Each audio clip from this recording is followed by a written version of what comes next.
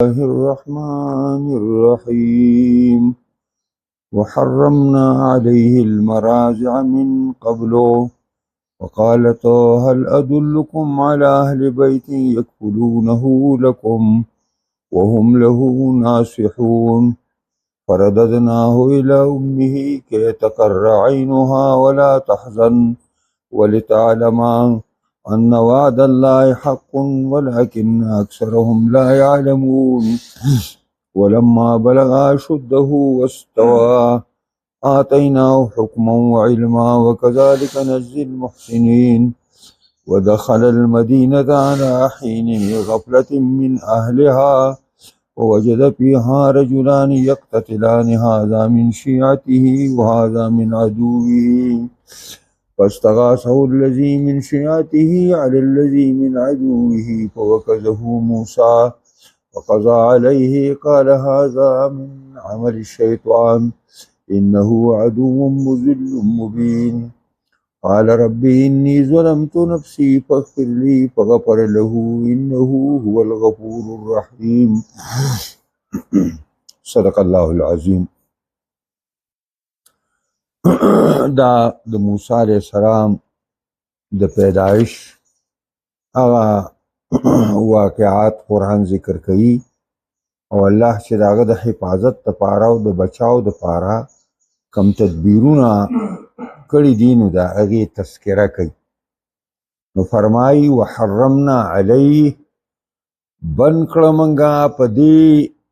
موسی باندې المراضع من قبلو اغا مرضعی او تی ورکوونکی زنانا من قبلو مخکی د خپلې مور سره د ملاوېدلو نه دا چې کله د فرعون دی لاس ته لاړه او هغې ډېر الله پاک په حضرت موسی داسې مینه اچولې وه چې چا به ورته وکاته ماشوم دی د هر چا به ورسره مینه پیدا شوه. نو دې ایوان د فرعون چې څونه خلک د هغې نه ټولو ورسره مینه پیدا شوه. نو بس هغې وله مرضعي ګوري ځکه د 3 میاشتې وړوکی دی او دی د یوې تینالي. نو الله رب العزت په ده باندې دا مرضعي بندې کړې، یعنې مطلب دا دی چې دی د ده په دې ځای کې دا واچوله چې یو د یوې کسې ته هم نه اخیسته او د من قبل امه مخکې د مور د راسېدلو نه. فقالت دا د حضرت موسی علیه السلام دا خور وی د 11 یا د 12 کالو جنۍ وه، خو د دې د ذهانت او ذکاوت د سړی حیرانېږي چې څومره ذهینه جنۍ وه دا چې دا رورې سیکو چې دا خو د فرعون په دې ایوان باندې او په دې بنګلو باندې ورغې نو بیا هم دغلته به ګرځېدله را ګرځېدله او چکر یې لګو چېرې دا حالات څه دي او د هغې د ایوانونو ته هم ورتلله. د هغې هغه اضطراب یې ولیده چې هغې ډېر سخت په قلق او اضطراب کې دي چې وړوکی په مخه باندې جاړي او فرعون په غېږ کې نیولی دی او جاړي او مرضعه او په رودونکې مور غواړي او نشته او چې څوک وله راولي د هغې تینالي. نو دا د حضرت موسی دا خور چې دا وایي هل ادلکم زه تاسو ته نه ښیمه علی اهل بیت یو کور والا داسې کور والا تاسو ته نه ښیمه یکفلونه چې هغې به کفالت وکړي د دې ماشوم لکم ستاسو لپاره او وهم له ناصحون او دا کور والا به د دې ماشوم دپاره خیرخواهي لټونکي. وایي دا خبره چې وکړه نو حامان ورته وویلې چې ته د دې هلک څه لګې دا خو داسې معلومیږي لکه ته چې دا هلک پېژنې. هغه ویل چې نه زه هغې نه پېژنم. نو دا تا چې وویل چې دا وړوکي دا د وړوکي دپاره به هغه کور خیرخواهي دا دې څنګه وکړه. هغه ویل چې ما خو دا نه دي ویلي چې دې وړوکي دپاره په خیرخواهي، ما خو ویل چې هغه کور والا به د ملک او د بادشاه خیرخواهي او دا خو د بادشاه وړوکی دی نو په دې معنا باندې ما ویلي. دا هغه ځیرکتیا ده چې هغه څونه هغې پې تهمت ولګو چې دا معلومیږي چې دا وړوکي سره ستا رشته ده او دا وړوکي ته پېژنې. نو هغه ورته وایي چې نه ما خو داسې نه دي ویلي چې هغه کور والا به د دې وړوکي خیرخواهي، ما ویل دا به د دې بادشاه خیرخواهي د فرعون. بس په دې وجه باندې چې تمام مرضعه الله تعالی په هغه باندې بندې کړې او د هغه مور د هغه خور نشاندهي وکړه او لاړه او خپل کور یې ورته وښود چې دې کور له ورشئ او دا یې نه غرضه کړه او هغه کور نه هغې د هغه موسی علیه السلام مور ته یې ویل چې راشه او دغه بادشاه کره وړوکی دی وجاړي او د چاته یې ناري. بس هغه رالله فرددناه الى امه، نو پس واپس که موږ موسی خپلې مور ته کې تقر عینها دې لپاره چې سترګې یخې شي یعنې خوشحاله شي په دې، ولا تحزن او غمجن نه شي د دې په فراق باندې، ولتعلم او دا مور د موسی پوه شي چې ان وعد الله حق، یقینا وعده د الله رښتینې وي، ولکن اکثرهم لا یعلمون، لیکن اکثر خلک په دې پوهېږي نه چې د الله په وعدو کې څه فرق نه وي. الله دې سره وعده کړې وه چې رادوه الیک وجعلوه من المرسلین، دا موږ تا ته واپس کوو باینده به دنه موږ یو اولو العزم پیغمبر سازو، ته وار مه خطا کوه، غم مه کوه. نو چې دا رالله نو چې څنګه وړوکې هغې کې راواګېسته بس هغه زر د خوله داسې کړه د مور هغه بوی پې ولګېد او ته یې واګېسته. نو فرعون دغه ته وویل د موسی علیه السلام ورته دا څنګه چل دی، یادونه موږ په سلګونو باندې دغه راوستې او د یوې ته یې ناګېسته. هغه ویل چې زه اني طیبة الریح، زما دا بدن داسې خوشبویه غوندې دی او زما دا پیم چې کوم دی خوشبویه او خواږه دي، نو دا چې کوم وړوکی بلکل تیناري نو هغه زما د علي. نو بس ویل ښه ډېره ښه ده. نو بیا به دا اسیه بیا ورته وایي چې ته به دلته زما سره یې او د دې وړوکی به پالي. هغه چې نه زما خو بچي دي او کور مې دی او څوک مې په کور کې نشته، نو څنګه به زه چې کوم دی دلته یم، البته زه به یې دله پرورش کوم او تی به ورکوم او سرسڼه به وله کوم او تاسو ته به یې راولم چې تاسو کله وایي بس تاسو ته به یې حاضروم. بس دا چې د ایوان دا څونه خلک دی ټول تحفې او تحائف او حتی چې جواهرات یې پکې وله ورکړل او یو لوی پنډ یې د تحفو ځان سره واخیسته او په بل لاس کې خپل بچی په غېږ کې راوایسته او کور ته یې راوړل. اوس د الله شان ته وګوره چې دشمن په کور کې د هغه دپاره دا ځای پیدا کو، بیا د دشمن د هغه مور ته چې کوم دی دونه تحفې تحایف د هغه د حفاظت او د هغه د خدمت دپاره او د هغه د پویو دپاره ورکوي. نو د حضرت موسی مور چې کوم دی یو طرف ته خپل بچي له تی ورکوي او بل طرف ته پې د فرعون دي نه تنخوا ملي او مراعات مخې د هغوی نه لګیا ده. موسی علیه السلام په دغه شاهي محلونو کې اوسیږي او د یو شهزاده په حیثیت باندې دی اوسیږي او ابن فرعون په نوم باندې دا اوسیږي چې دا د فرعون بچی دی. ولما بلغ اشده، کله چې ورسېده کلکوالي د ځوانۍ ته او واستوى برابر شو، دا وجود هم برابر شو، دماغ هم برابر شو، قوتون هم برابر شو. آتیناه حکم و علما، ورکه منگا رتا قوت تا پیسلو او علما ورکه دتا منگا علم او پوی لرا، وکذالک نجزی المحسنین، دقا سی بدل ورکو منگا نیکانو تا. دا چې موسی علیه السلام څومره شو په دې وخت کې، نو د یهودو په کتابونو کې مولانا مودودي رحمت الله علیه لیکلي دي تفهیم القرآن کې چې هغه څوک وایي د 40 کالو، څوک وایي د 20 کالو، څوک څه وایي څوک څه وایي، خو اصل خبره ده چې دا 13 کالو په زمانه کې په دې وخت کې دی، 13 کالو. عام تفسیرونو دا خبره لیکلې ده چې چې موسی علیه السلام د 13 کالو دی په دې وخت بس الله رب العزت دته حکم ورکه. حکم دلته په معنا د حکمت باندې دی او قوت ته فیصلو ولا الله تعالی ورکه او دې کې علم ولا الله ورکه. مطلب دا دی چې یو طرف ته د خپل مور او پلار سره لوی شو نو چې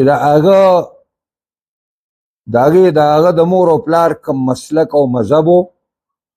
د حضرت یعقوب علیه السلام، اسحاق علیه السلام، ابراهیم علیه السلام، نو هغه مسلک علم یې هم زده که په خپل کور کې زده که د خپل مور او پلار نه زده که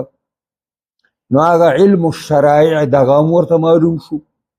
او بل طرف ته د بادشاه په کور کې اوسیږي نو د بادشاهۍ کارونه هم یاد کړه. د بادشاه په کور کې اوسیږي د بادشاه رضوي په حیثیت باندې نو دا کارونه هم یاد کړه دې حده پورې چې وایي دی دا په بني اسرائیلو باندې به دا بیګار دا به په هفته کې چوټي هم نه وه. نو د موسی علیه السلام په دغه باندې مشوره باندې فرعون ته یې ورکړه چې دا قوم به کمزوری شي بیا به ستا د خوځېدو باندې بیا په شا باندې ګرځې. دې له یوه ورځ چوټي ورکړه یوه ورځ ولې چوټي ورکړه چې دوی پای کې دمه کېږي. نو وایي باقاعده بني اسرائیلو ته د موسی علیه السلام په نشاندهۍ باندې فرعون به یو ورځ چوټي په هفته کې ورکړه. لکه داسې قسمه مشورې فرعون ته ورکړي دي او دا ډېر لوی معلومات د حکومت هم دې ته حاصل شوي نو هم دنیایي علم ورته حاصل دی هم اخروي او د شریعت علم ورته حاصل دی دواړه ولا الله ورکړي دي او دا الله وکذلک نجزي المحسنین دا یوازې د موسی لپاره خبره نه ده دقسې بدله موږ هر نیک ته ورکو څوک هم چې نیکاني هغې ته موږ د دنیا او د آخرت دانایي او پوهه ورکو. بس دا ودخل المدینة على حین غفلت رادن نشو خار د مصر ته په هغه وخت د غفلت من اهلها د اهل د اوسیدونکو دې خار دا یا شپه ده نو د شپې ټیم دی او د یخنۍ زمانه ده خلک ننوتی په کورونو باندې یا دا د غرمې ټیم دی او خلک آرام کوي قیلوله کوي نو په خاریه کې هیڅوک نشته بالکل خلک خپلو ځایونو ته ننوتی دی په داسې وخت کې دی دنده. مولانا مودودي رحمت الله علیه تفهیم القرآن کې لیکلي دا دخل المدینه دی مدینې ته رادن نشو دی د مدینې نه بهر وایي دا کیدی شي چې دا ایوانونه د فرعون دا د خاریې په طرف کې چرته وي او دی خو په هغې کې اوسېده نو دی د هغې نه د خاریې ته رادن نشو که خاریې ته به چکرې وهلې خاریې ته به راته نو رادن نشو خار د مصر ته په دې ټیم کې چې دا د قیلولې ټیم دی او یا د شپې ټیم دی. ووجد فیها رجلان یقتتلان پس اوموندلو موسی په دې ښار کې دوه سړي دي یقتتلان یو بل څه په جګړه دي مشتو ګریوان دي. هذا من شیعته دا یوې د ډلې نه دی یعنی بني اسرائیلی دی او وهذا من عدوه دا بلې د دشمن د قبیلې نه دی قبطي دی او دا رسکه د فرعون د مطبخ په مطبخیانو کې شامل دی لنګریانو کې شامل دی. فاستغاثه الذي من شیعته پس تعاون او امداد غوښته د موسی علیه السلام نه هغه سړي چې د ډلې د موسی نه و یا د موسی د قوم نه او بني اسرائیلی و علی الذي من عدوه دا او دا دغه چې کوم دی دا استغاثه وغوښته په خلاف د هغه سړي چې د دشمن د موسی نه و چې هغه قبطي و او دا چونکې موسی علیه السلام شپه ورځ به خپل مور او پلار لته او مور او پلار خو بني اسرائیلو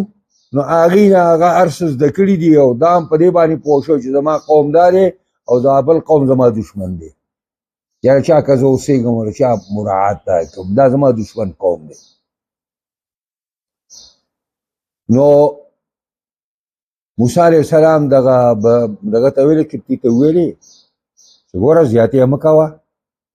دا ګېډې دومره او پنډ په خشاک په ده باندې دومره وراړو چې څونه وړی شي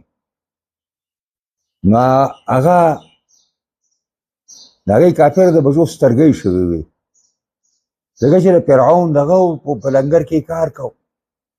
نو هغه موسی علیه السلام ته وایي چې غواړي چې په تا باندې بار کمه ده یعنې دونه دغه موسی علیه السلام ور راغی نو دا لاس یې داسې کیند داسې دوه خبرې دي وکز په دې په لاس باندې داسې وو دا هم ترجمه ده او داسې وو مولانا مودودي رحمت الله علیه وایي دا داسې والی دی داسې ځکه چې دې په داسې والو باندې څه نه کېږي داسې خو دا کله کله خطرناک ثابت کېږي داسې نیغې پرې سوک والی دی داسې خو بهرحال د موسی علیه السلام مقصد د ده تعدیب و چې دی لږ زه ادب وله ورکم دا خو ډېر بې ادبه دی نو په وکزهو موسی په موکه باندې ووو موسی علیه السلام ده لره فقضا علیه بس هغه باندې فیصله د مرګ وشوه دا خوار شوي دا سا په خوله کې نیولې وه خو چې لاس د هغه رسۍ نه ایستې څه ووت دا لپاره هم چرګوټی و قال هذا من عمل الشیطان موسی علیه السلام ویل دا هم د عمل د شیطان ځکه چې دې کې د شیطان دخله ده چې ما له دونه غوسه راوسته چې ما دې له سوک ورکړه او دې په هغې باندې مړ شو انه عدو مضل مبین یقینا دا ابلیس دشمن دی ګمراه کوونکی د انسان لره په ډاګه باندې ډېر خطرناک دشمن دی ابلیس دا کار یې په ما باندې وکړ او بیا الله ته سوال وکړه قال ربي انی ظلمت نفسي ای زما ربه ما په ځان باندې زیاتی وکړو ځکه چې د ده مرګ ما دپاره خو جایز نه و که نه که دا خو مستامن و فاغفر لی ما ته دا ذلت ما معاف کړي فغفر له الله ورته هغه ذلت معاف کړ انه هو الغفور الرحیم یقینا د الله بخونکی او مهربانه دی په دې آیاتونو کې یو څو مسلې راغلي یو دا بیان حسن التدبیر الله فی منع موسی من سائر المرضعات حتی يرده الى امه بهترین تدبیر د الله دې ته وګوره چې په موسی علیه السلام ټولې د پویو زنانه بندې کړې الله د یوې سینې نه اخیسته حتی چې مور ته یې راورسو ځکه چې مور سره الله وعده کړې وه چې زه به تا ته واپس کومه دویم بیان حسن رد الفتاة على التهمة التي وجهت إليها وذلك من ولایت الله لها وتوفیقه دویم څه بهترین جواب ورکړی دی جنۍ یولسو کالو یا دولسو کالو جنۍ ده د حضرت موسی خور ده دې څونه بهتر جواب ورکړی دی د هغه تهمت او الزام نه چې دې ته متوجه شوی او حامان کړی و چې داسې معلومیږي چې ته د هلک پېژنې او ته دې د کورنۍ راته ښکاري او دا هم د الله تعالی هغه ولایت او د الله توفیق و چې دغه وړه جنۍ ده و هغې له داسې توجیه او د جواب توفیق ورکړه چې هغې ورته ویل چې ما دا وویلې چې دغه ده وهم له ناصحون له کې دا ضمیر چې کومه دی نو دا ما دا دغه ته راجع دی فرعون ته راجع دی چې د بادشاه خیر خواه به یې د وړوکي نه یادو او نمبر 3 تقریر ان وعد الله حق درېیمه خبره په دې آیاتونو کې دا راغله چې د الله وعده رښتینې ده بس چې الله تعالی څه وعده وکړي اثر ته رسوي وانه تعالی لا یخلف الوعد والمیعاد خدای د وعدو او د میعادونو خلاف نه کوي او څلورم دا بیانو انعام الله علی موسی احسان کول د الله په موسی باندې بالحکمه چې هغه دانایي ورکړې وه والعلم او دارنګې علم دنیوي او اخروي وله ورکړی و قبل النبوة والرساله د پیغمبرۍ او د رسالت نه مخکې پنځم مشروعیت اغاثة الملهوف ونصرة المظلوم. په دې آیاتونو کې دا راغله چې کوم سړی راګیر شي په مصیبتونو کې نو هغه دپاره جایز ده چې هغه چاته وایي راشه زما سره لاس وکړه، راشه زما تعاون وکړه، ما خلاص کړه دې ظالمانو نه. ونصرة المظلوم. او په دې آیاتونو کې دا هم راغله چې د مظلوم امداد ضروري دی. حدیث کې راځي ان الناس اذا رأوا الظالم ولم ياخذوا على يديه. کله چې دا خلق دا معاشره ظالم وویني چې یو مظلوم یې راګیر کړی دی او د دې ظالم لاس نه نیسي، یوشک ان یعمه الله بعذاب منه او عقاب، ډېره نږدې ده چې الله به یو عام عذاب راولي او دا نیکانو بدن به پکې ټول لګو شي. او نمبر 6 وجوب توبه بعد الوقوع في الزلل. لازمه ده توبه ایستل پس د هغې نه چې په ذلتونو کې سړی واقع شي. د پیغمبرانو علیهم السلام نه چې څه کېږي هغې ته معصیت نه وایي، هغې ته زلل وایي. زلل جمع د ذلتون ده او ذلت اصل کې د خپې خویدلو ته ویلی کېږي. او که تاسو خیال کړئ دا درس چې سړی خوري چېرته قصدن چا درس نه دی خوړلی، خو په خټه کې دی خپه کېدي او بې اختیاره هلک وایي بې اختیاره مې خپه وخویله وایي، دا هغه بې اختیارې. دغسې د پیغمبرانو علیهم السلام نه چې ترک اوله وشي، ترک اوله یعنې پیغمبر دپاره یو خبره جایز ده او یوه ډېره غوره ده، جایز ده او ډېره غوره ده. او پیغمبر دغه ډېره غورې په ځای دا جایز وکړي دا په هغه ګناه حسابېږي، درجه یې دونه لویه ده، هغه باندې ذلت حسابېږي. نو د هغې نه م الله ته توبه وباسي. نبي علیه السلام وایي انی لیغان علی قلبي، زما په زړه باندې دنیا طرف ته میلان راځي، چې دنیا ته مې شوق وشي، ښایسته کور سړی ساز کړي، داسې ځان له بنګله سازه کړي او داسې دا کار وکړي، ځان له دا وکړي، وایي دا زما په زړه دا یغان علی قلبي. نو زه د هغې نه د الله ته اویا کاره ته توبې وباسم د ورځې، اویا کار ته چې استغفر الله استغفر الله. زما دا خیال کم طرف ته لاړ، دنیا طرف ته لاړ. په دغه نقشه دی الله موږ او تاسو ټول برابر کړي کوم چې جناب رسول الله. دعا وکړئ چې الله موږ او تاسو د قرآن په اسرارو، لطایفو، ترجمو، باریکو باندې الله پوهې کړي. دې سره سره الله موږ له پرې باندې کامل مکمل عمل کولو توفیق راکړي. قرآني نظام د شریعت نظام په تمام جهان خاص کر پاکستان کې الله راولي. دې له څوک کار کوي هغه دې الله کامیاب کړي، څوک مخالفت کوي الله دې ورته هدایت وکړي، که بدقسمت الله دې تباه کړي. زموږ ټول نه دې الله راضي شي او اسلام او مسلمان قوم دې الله په تمامو دنیا کې غالب کړي. کافران او کفر، منافقان او منافقت، فحاشي او عریاني او بېدیني خورونکي خلک دې الله په دنیا کې ذلیل کړي. الله رب العزت دې زموږ ټول نه راضي شي او خاتمه دې الله